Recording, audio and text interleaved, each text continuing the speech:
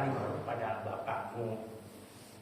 Nah, dan juga bapak walaupun tidak mengandung, susah mengandung, tapi seorang bapak pertama kali memberikan suara ke bayi Adam itu.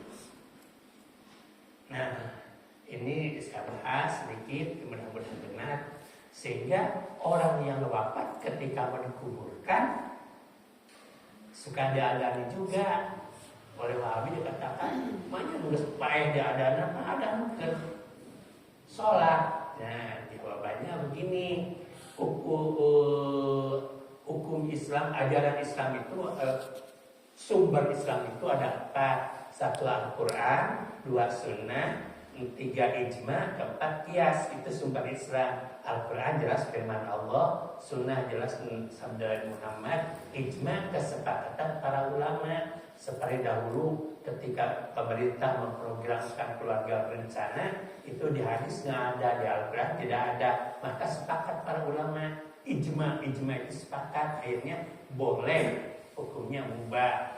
Nah sekarang seperti ada bagi orang yang wafat, tidak Al-Quran tidak ada, dalam hadis tidak ada, berlakulah hukum hukum qiyas. Qiyas itu dipersamakan. Nah, kesamakannya begini, manusia lahir keadaan karena perpindahan dari alam rahim ke alam dunia. Nah, orang yang wafat juga diadani. Kenapa perpindahan dari alam dunia ke alam barzakh dikiaskan ke sana? Dikias itu disepertikan, diutamakan. Contoh begini, Nabi Muhammad gak pernah mengeluarkan zakat dengan beras, dengan gandum. Jadi kalau mau berdasarkan sebenarnya zakat harus dengan gandum.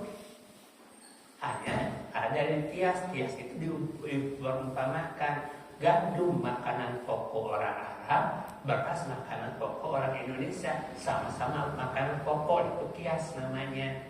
Jadi sumber hukum Islam itu Al-Quran, Sunnah, Ijma, Qiyas, diperumpamakan.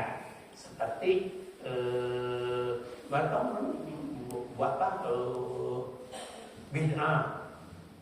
bid'ah itu yang tidak ada contoh dari Nabi.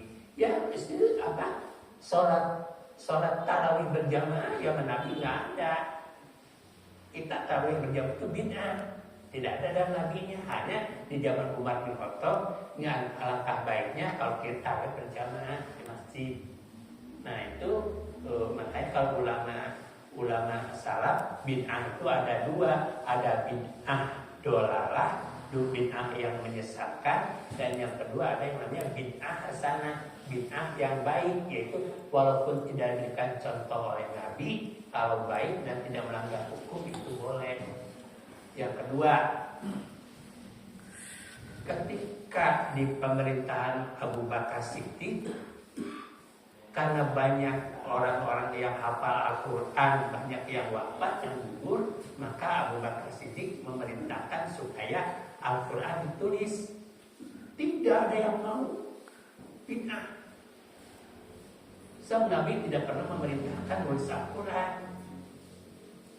Nah, hanya baru pada pemerintahan Utsman bin Affan yang kemarin dulu pernah ceritakan, baru Al-Quran itu dibukukan. Nah, jadi kitab suci Al-Quran itu sesuatu yang baru, tidak yang dicontohkan oleh Nabi Muhammad. Pernah ada yang bertanya, kok Pak ini makmum imam baca Al-Quran, makmum menyimak Al-Quran, itu tidak ada contohnya dari Nabi. Nabi tidak pernah berjamaah makmum membaca Al-Quran, membaca kitab suci Al-Quran. Saya jawab enteng sekali. Zaman Nabi itu belum ada kitab suci Al-Quran, belum ada, semuanya dihafal. Terus nah berarti kalau orang nggak hafal Al-Quran nggak usah baca Al-Quran lagi gitu. Nah jadi bid'ah, makanya kalau ulama salaf, jumhur ulama itu bid'ah itu tidak semuanya menyesatkan, tapi ya ada yang baiknya selama tidak melanggar akidah tauhid kepada Allah. Nah ini tentu jadi Bina tuh sekarang banyak tuh yang